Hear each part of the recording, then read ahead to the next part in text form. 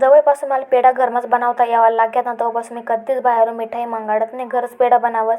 फक्त 10 मिनटात बनतस आणि तोंडमा टाकताच विरघळतस, इथला सुंदर बनतस. या मिल्क पावडरना पेढा राहतच बनावले अगदी इझी आहे, बाजारापेक्षा सुद्धा भारी घर बनवू शकतस.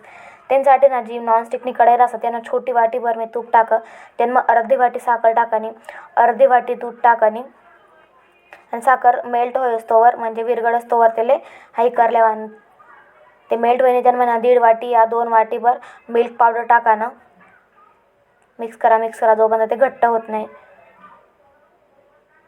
ते घट्ट होईन ना त्यानंतर त्याला ना एका ताटमा काढा ना, ताटले पहिलं तूप या तेल लायलेवा ना जेणेकरून ते चिपकणार नाही. ते काढीशीन वेगळे ते खूप जास्त गरम राहत बरं का, एकदम सांभाळीशीन सावकाश करा ना.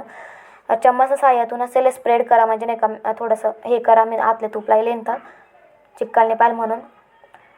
त्यानंतर त्याला स्प्रेड करूत आपण जेणेकरून ते थंड थोडंसं लवकर होईल.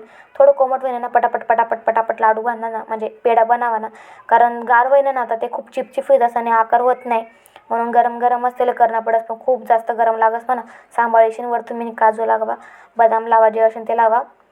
पटापट असं छोटा आकार बनायली नात मी पेढाच ना, सगळा पेढा असंच बनायली नात मी.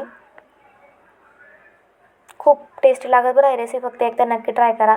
अशी झटपट मिठाई आवडत असेल ना तर लाईक शेअर कमेंट नक्की करा. अशाच इझी रेसिपीसाठी मना चॅनलला सबस्क्राईब करायला जाऊ नका, नक्की सबस्क्राईब करा. मी अशाच हमेशा इझी रेसिपी शेअर करत राहते माझ्यासोबत.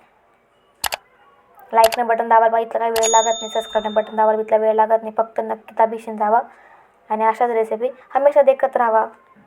चला भेटू नेक्स्ट रेसिपी, बाय.